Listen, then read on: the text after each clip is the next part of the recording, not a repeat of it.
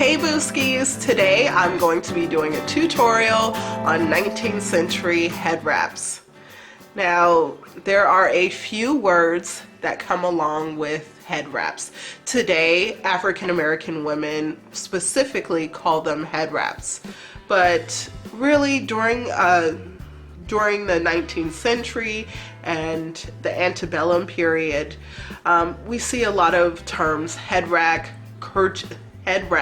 rag, kerchief, turban. I find a lot of white observers call them turbans, but it goes the gamut.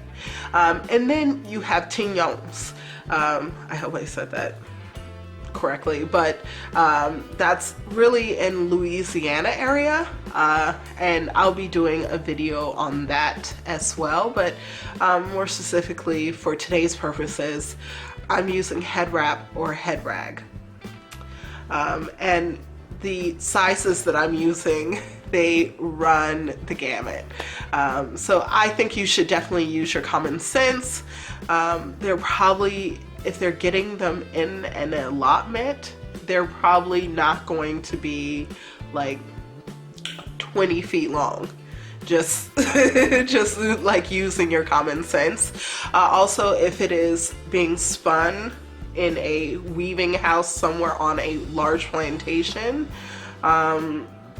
it's probably also not going to be, the width isn't probably going to be very long, so you're probably going more of a rectangle, which I did with this head wrap. It's about 20 inches wide, and this is a wool linen that I got from Needle and Thread in Gettysburg, and I got the last yard of it, and it's a yard of fabric, 20, as I said before, about 20 inches wide. And it's really nice. I love it. And then I've gotten some that I was thinking maybe to interpret an allotment. So about 36 inches wide, but you know, you'd have to do some more of research on your end. What companies are they getting it from? What weavers are they getting it from in England? So do a bit more research and you'll find something that works for you. Now, the types of head wraps, I have to tell you, in my research, they vary widely. From plantation to plantation, because you know, in different communities, women tend to come up, when you're around different women, the same women all the time, you start imitating one another's style. So I start seeing this in images where you'd have groups of enslaved women together. You see similarities within their head wraps, so you could definitely tell that they're of the same community. Then you start seeing from state to state, there are different types of head wraps going on. And then there are individual styles coming through as well. Then there's regional. So Louisiana, again, you have the tignons, and further into the Caribbean, they have their own style and flavor of head wrap. Even Georgians, I saw that Georgians had their own unique flair as well. Virginians have their own flair and style. Of course, the Georgia Sea Islands, as well as the Gullah Geechee, have their own style. Then you have even Maryland. It was very interesting, and it was an absolute pleasure to do this research, because I think a lot of people think that it's only in Louisiana and the Gullah Geechee who have their own head wrap styles. No, African American women throughout the South, even into the Northeast, had their own styles of head wraps, and they were wearing head wraps, even free Black women. As many of the Black women who are watching understand that Black hair takes a lot of work, and during slavery, They didn't have that time.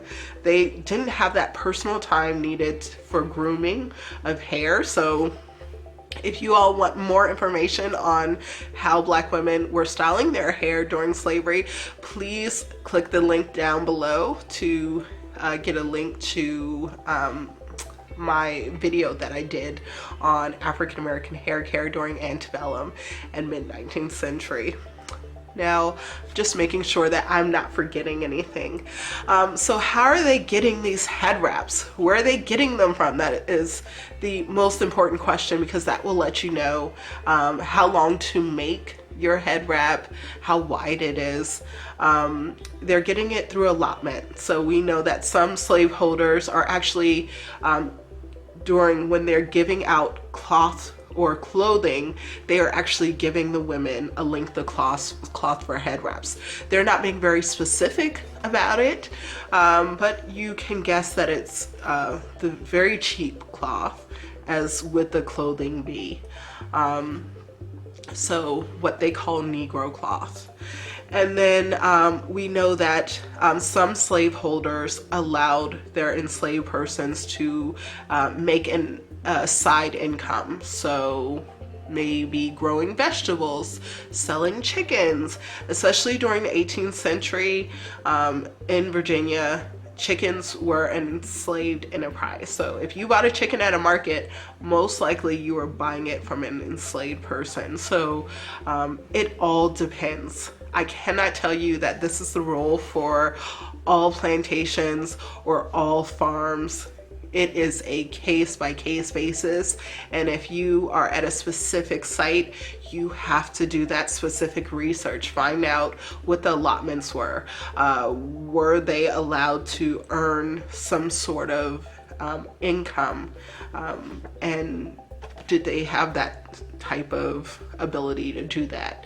Or were they just cannibalizing old dresses? Because that is definitely something that was happening as well. So you definitely want to look into that. There is some debate over whether or not the head wraps that they would have been wearing to church would have been allotted, or would have been bought. Would it have been silk? Would they have been buying something printed and nice? I think that's plausible, because if they're buying their own with the money that they've earned, who knows?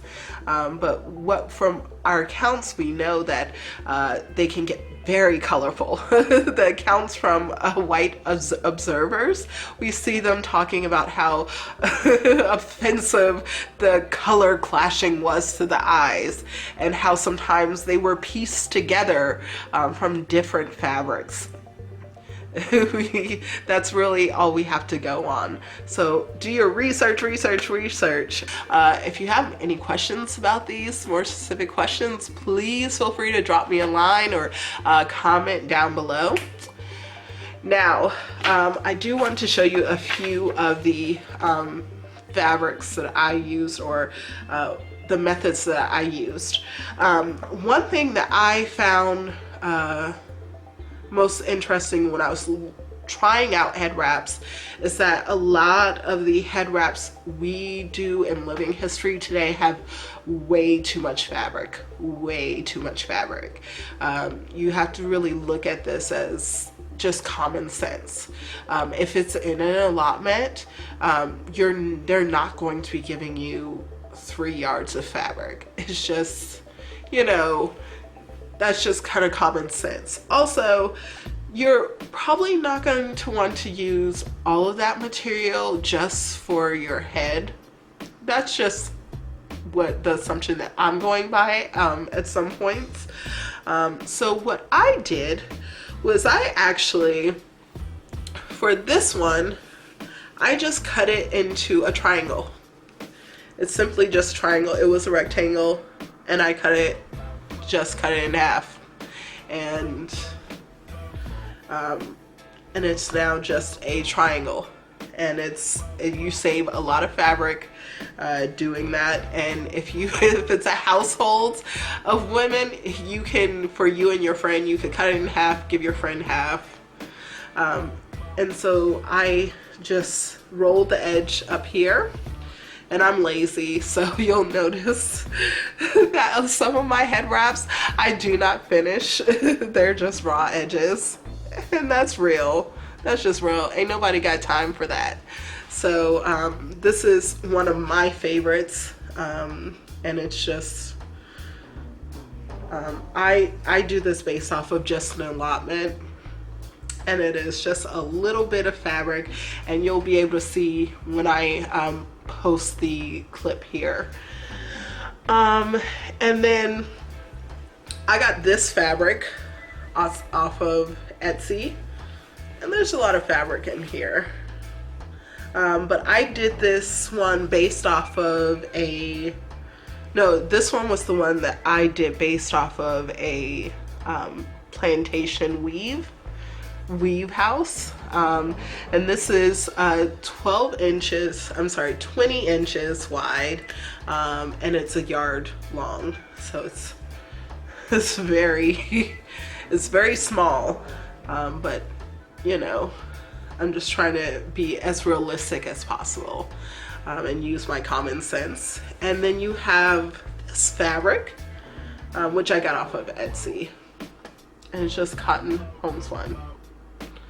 But I'm not certain now, that years later, I'm not certain if there would have been black in there, but I'll just say it's blue, navy blue. And then of course, this is, you all saw from my last head wrap tutorial that this is one of my favorites. This is just a kerchief from Burnley and Trowbridge. So I will post a link, and this is completely acceptable, a spotted, this spotted one. And then this one, I think it's really common. This would have been really common, just a bandana. This is pretty much the measurements of maybe an inch wider than a bandana. This is very small. I think that this would be realistic as far as a head rag. And then this one, which may also look familiar. This one is just a simple rectangle. This is about the width of the one that I have on today. And the length, so this may be about 1.5 yards. So I'll put the measurements down below as well. This head wrap that you see here was not a thing during the 19th century. This came about later with minstrel shows. You see a lot of top knots, front knot where you bring it around and you tie it up here. That is not a thing. You may see me wearing that outside of work. That is purely for modern day wear. Do not, please, I beg you, do not wear these. I have come across two original pictures with a top tie, and it's tucked. There aren't ties coming out, and it's really overdone in minstrel shows. It's overdone in movies. So please just leave the top knot to Gone with the Wind, where it belongs, or in your modern head wrap. Because if I see one more Aunt Jemima head wrap at a reenactment, Remember to protect your hair. I wear head wraps on a daily basis, whether I'm at work or not. So I found that my edges and my kitchen starts thinning out. So protect your hair. I use both a bonnet, which is $1.99 at the beauty supply store, or a wig cap, which is for a pack of 3 $1. So it's totally worth it. You can wash these things, so just go ahead, buy that wig cap, buy that bonnet, because you're gonna thank me later. And I hope you all enjoy this. Please comment down below, like this video if you want to see more. I plan on doing regional specific ones after this. So let me know if you're interested, or if there are specific regions that you would like to hear about. Again, thank you for watching, and I hope you enjoy these tutorials.